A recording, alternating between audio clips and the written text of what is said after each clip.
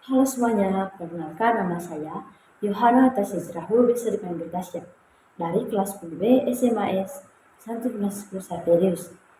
Dari teman-teman, pada kesempatan ini saya akan menjelaskan analisis tentang hubungan materi sengsara dan wafat Yesus dengan film The Passion of the Christ.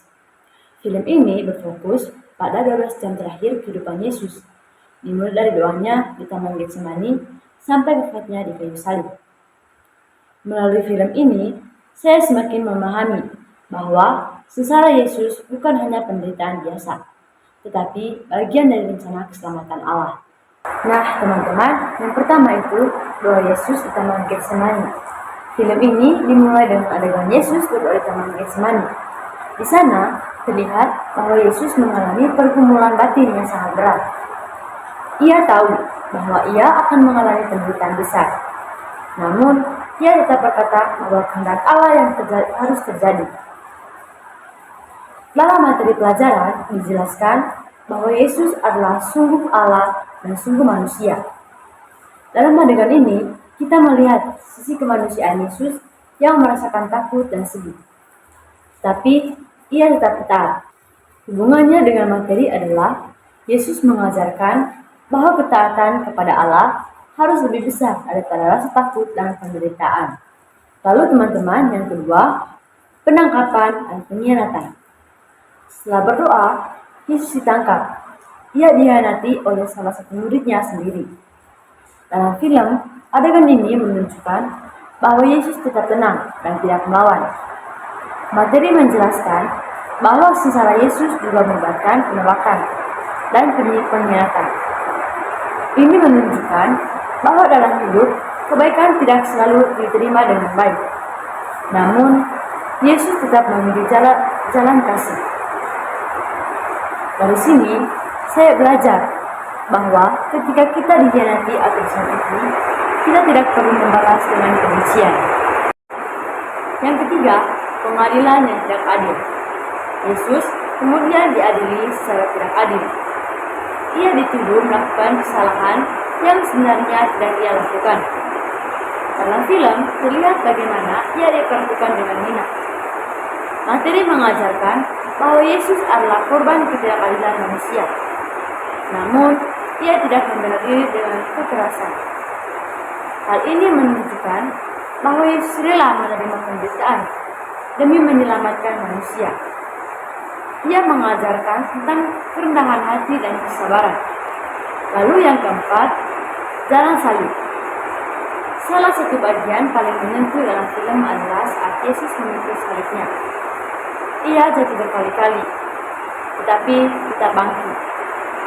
Bagian ini sangat berhubungan dengan kehidupan kita.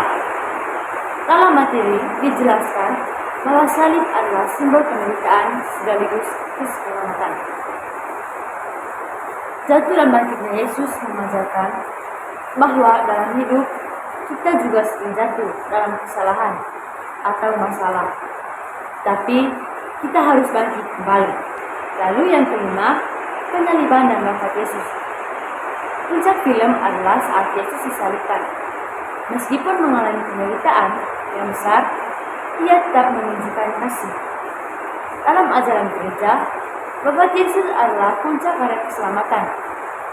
Melalui kematiannya, dosa manusia ditebus. Salib yang dahulu merupakan lambang hukuman berubah menjadi lambang cinta dan pengorbanan. Ini menunjukkan bahwa kasih lebih kuat daripada kebencian dan kebaikan lebih kuat daripada kejahatan. Lalu teman-teman yang keenam, makna teologis sengsara dan wafat Yesus. Dari materi yang saya pelajari, ada beberapa makna penting. Yang pertama, sengsara Yesus adalah bentuk solidaritas Allah terhadap penderitaan manusia. Yang kedua, wafat Yesus adalah pengorbanan untuk menebus dosa. Yang ketiga, kebangkitannya menunjukkan kemenangan atas dosa dan kematian. Film ini membantu saya memahami bahwa kasih Allah itu nyata dan tidak terbatas. Saya telah belajar lebih sabar dalam menghadapi masalah, mau mengampuni teman, tidak membalas keburukan dengan keburukan, belajar berkorban demi orang lain. Sebagai pelajar, Saya saya bisa menerapkan dengan belajar sungguh-sungguh, menghormati orang tua dan guru, serta menjaga hubungan baik dengan teman. Nah, teman-teman, kesimpulan dari film The Passion of the Christ sangat sesuai dengan materi sejarah dan berkat Yesus. Film ini memperlihatkan secara nyata bagaimana Yesus taat, sabar, dan penuh kasih sampai akhir hidupnya. Sengsara dan berkat Yesus bukan tanda kelemahan, tetapi tanda kasih Allah yang luar biasa. Sebagai murid Kristus, kita dipanggil untuk meneladani kasih, pengampunan, pengorbanannya dalam kehidupan sehari-hari.